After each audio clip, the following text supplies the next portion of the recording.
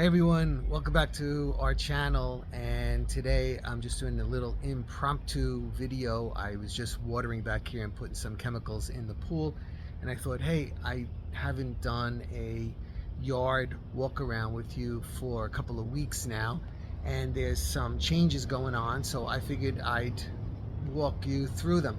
I'm not going to do the front today, and I'm not going to go on the side of the house. I have a bird over there who's attacking me every time I come by. There's a mockingbird nest in the purple smoke bush, which I have as a tree, and every time I come out there, I hear him.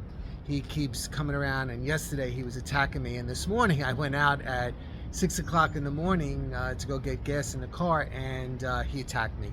So I think what's happening is that he's bringing worms to the female, because I don't hear the babies yet, yelping every time he comes by, but he's really defensive and he's really nasty. So I'm going to stay away from there with you for you today. I don't want you to have to see that. All right, so we'll start here. For those of you who don't know me, my name is Joe, and I have a kind of it's not a big yard, it's a small yard, but I tried to make the most of the situation here. I'm just scanning over the area right here. I have a bunch of stuff out, so please excuse all that. I didn't wrap up my hose, I was just watering, and some of the pool stuff is out as well. So you can see it's kind of a long, narrow area, but like I said, I tried to make it as lush as I possibly could in this area. So, and I had to use every space that I could in order to, capitalize and everything. So I do have these gigantic hostas right here. I don't know how much longer I'm going to keep them. The other night I was laying in bed thinking, hey, that's good real estate right there. So I don't know, I might be taking those out eventually, but that is right there. That is my wife's grandfather's wine press, which is beginning to fall apart, but it is what it is, and I've used it as a planter. I have some sedum in there and some hostas, and you can see how poorly they're doing, and that's because the dirt has gotten like concrete in there, so like cement. So I need to take that all out and put it back in again and revive the whole thing. These are tiger lilies, and someone from Texas just YouTubed me on my Instagram.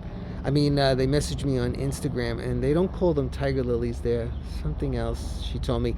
I can't remember right now, but you can see the flower right there. It's an orange flower, and I want to say the flowers are almost 5 feet tall up in the air over here. These were little plants that I found, just growing on their own around the yard, and I put them all in here, and I call it my tiger lily farm. And right back here, I have my little tiny vegetable garden, and I have Italian parsley right there, and you can see my tomato plants are beginning to take off right now, and in fact I do have a tomato on that one right there. And then I have some sweet basil down the other end, and then these are cubanile peppers right in here. I do have additional peppers, basil, and parsley on the side of the house, because I find as the season progresses, it varies in what area is growing better than not. Okay, now this area I reimagined just a couple of years ago, and these hostas have taken off. Like now you can see they're beginning to produce all of their flowers, which I absolutely hate. I think it looks messy. So, excuse me, I'll let them bloom, and then I'm probably going to go in there and cut all of that off. I just don't like the way it looks. The tiger lilies back here, you can see also are very large. Take a look at the plant right there.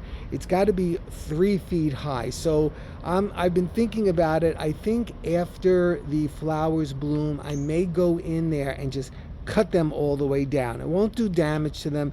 I think they will come back. They'll probably come back this season, but they are just too absolutely gigantic, and I'm starting to get that messy feeling that makes me not be able to breathe correctly. So I'll see. I'll keep you updated on that. I still didn't get my hanging plant for this little Bo Peep hook right here, and as you can see, I have some sedum growing in there. See, they're around like that, but they're absolutely being hidden. They're trying to compete. They're getting big, but I have the hostas on top of them. I have the lilies on top of them, and so on. And a friend of mine gave me this snake plant, but it looks a little pale, so I'm going to have to move it. I don't want him to see it like that because he'll be upset if he sees it looking like that. Vinca vine growing on its own. Constantly trimming these spiral junipers, their work. Okay, my irises, which were beautiful this year, they're very lush and full. They were absolutely beautiful when they were in bloom. Now along here, just to add some color, I put in the red wax begonias along the line. You can see here I have another pot of basil and parsley because, like I said, I like to distribute it in different parts of the yard because it grows better in different parts of the season. Some ornamental grass, some more ornamental grass right there, and here you see more hostas. It's weird. I just had a couple of hosta plants, and I made all of these hostas from those plants.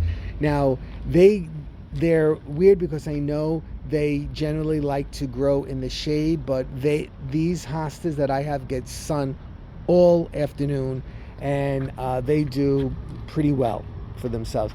And, come August, they do get tired looking. That euonymus right there, the green and white one next to that, I have that's what I'm talking about right there. That's another iris, and here's the hosta. That was a little tiny twig that was growing on its own on the side of the house, and I transplanted it and I brought it here, and it's taken about 3 years to get to that stage. And I have its brother, which is right over here. It was the same story. It was a little tiny twig that I found, and I planted him in there, and he's taken off. It took about 3 years to get there, as well as this smoke bush, which was growing on the side of my purple smoke tree, and I just transplanted it back here, and it's about 7 feet tall right now. This pot right here I overwinterized. It has 2 diplodenia in it, and then it has the Virginia fern in there, which looked really sad until the past couple of days, and all of a sudden it's beginning to pop out. Take a look at the stone sedum, what happened. Again, this was a little tiny plant last year that I put in there, and it is growing tremendous. And I really like the way it's spilling out onto the patio and so on. And it's getting these flowers right now. And then once those flowers are spent, I'll go in there and I'll cut that long stem in there so it has a lower, flatter profile. This Dracaena, I've overwinterized. I think it's about 3 years old now. It's absolutely gigantic. I don't know how much longer it will stay that way. When it starts to get really stalky in the middle, then I get rid of them. But it's looking good right now. I'm happy with it, as well as the diplodenia, which is filling in nicely in here. And I have the red wax begonia. I decided to go all red this year and not mix my colors up. Coral bells right there, and more of that stone sedum. You see how nice it looks against the stones. I guess that's why they call it that, right? Here was another Dracaena that I got in Home Depot this year, and I didn't get a chance to really, make an arrangement of anything, so I just stuck it in that pot. And I had one begonia that wasn't doing well on the other side where I just showed you that line, so I stuck him in there, and he's doing much, much better. I'm alongside of the pool right now. This boxwood is getting a little bit yellow leaves. The new growth is coming out and it's looking better, but it's very sparse. I don't want to push down on it, which means that I'm going to go in there and really severely trim it back. But I'm waiting right now. I'm not quite sure if some chemicals from the pool got on it, because we've had work being done on the pool, and as a result, I don't know if some acid got there or something. The pool's very cloudy today because I just put phosphate reduction in there, and it's going to be cloudy for 24 hours, it said. It was absolutely beautifully clear before, but chemicals. That's why a saltwater pool actually is probably better. I just don't want to invest in that. The pool is such an expensive proposition. Here's my Craig myrtle right here. I've trained it into a tree and upright. I do not see any buds yet, but the tree is growing and the buds will come out. And then that's another problem. Once that comes out, then I have flowers in the pool all the time. So try not to put one of those Craig myrtles next to your pool. Not a good idea on my part. Okay, so take a look across the pool right there, and you can see we're gonna head over there. I'm so upset with the cloudy water, but they warned me. I know. I read the instructions and saw that. Okay, so let's go around the other side. So here what I did was I echoed on this side. You see the urn with the those plants right there, and then on the other side of the walkway, I did the same thing. I did another urn with the same arrangement: the Dracaena, the Diplodenia, and the red wax begonia. Then down in here is where I changed it. I do have a coral bell. I just added the same kind of plants. I didn't mimic exactly on each side because you want some interest. Have some rocks in here. I went rock hunting last year in Fort Lee. It was very rocky. They were building a new house, so I pulled over and I just put some rocks in my car. And you can see my grandmother's violet plants right here, more coral bells. This is the catmint. You can see how large it's gotten. If you've been keeping track with me, you know that they were nothing. I had to cut them all the way down after the winter, and they grew to this. I haven't seen them in any garden places around here. I don't know why. I got these in Home Depot last year, but they don't have them right now. If I see some, I think I'm going to pick a few more up. The vinca vine right here, which had the beautiful purple flowers, look how much it's spreading. I planted it right here. Now this grew because it does have rhizomes, so it does tend to spread a lot, but I just try to keep controlling it, because what will happen is it starts popping up in places that I don't necessarily want it to pop up in. Then on this little walkway I did last year also, it's very simple. I just used these, they were $4 for $1, these bricks, and I did a soldier course right here. And then I got these were all from Home Depot.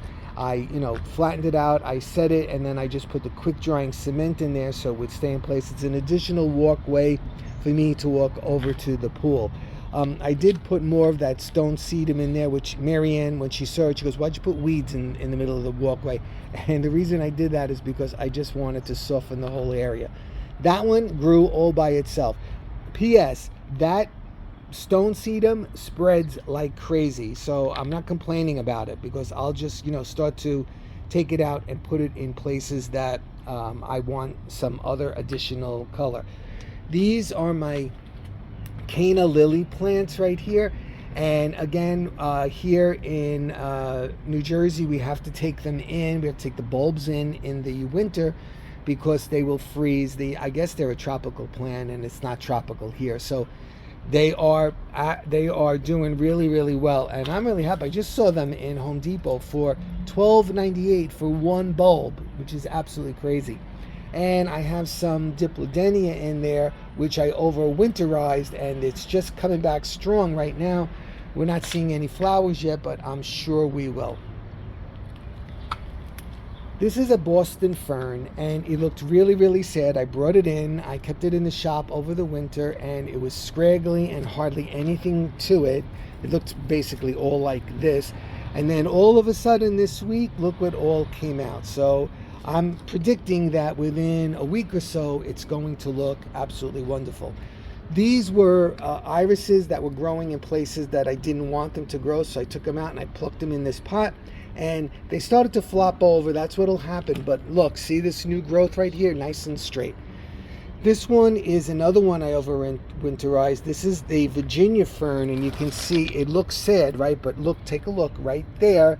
It's starting to come back. So I'm being patient with it, and hopefully it will come back. If not, bye-bye.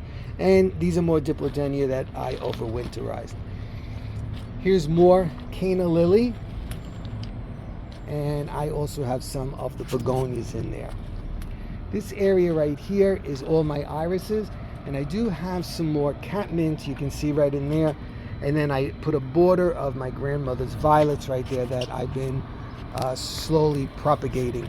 And again, this is the third time you've seen it, the Dracaena, the Diplodenia, and the wax begonia. Okay, this area right here, I didn't plant yet in. I'm trying to figure out what I'm going to plant. Right now it's a mishmash of things that I found around the property. There's another euonymus that I found growing in an area where I pulled one out and I didn't want it anymore. And the ornamental grasses right there. Here's the sedum that's doing absolutely beautifully. There's some snake grass that is growing on its own right there. Here's another euonymus that I'm starting to train up this trellis right here. Then I just have a couple of pots right here. And my cloudy pool from the phosphate reducer. Anyway, okay, so that's about it for today. I just wanted to share with you what's going on in the yard for those of you that are keeping track. And stay tuned. I will be seeing you really soon with something. I think Marianne wants to come on and share some of her thoughts about a vacuum that we just bought. Okay, everybody, take care. Have a great one, and I will be seeing you really soon. Bye-bye.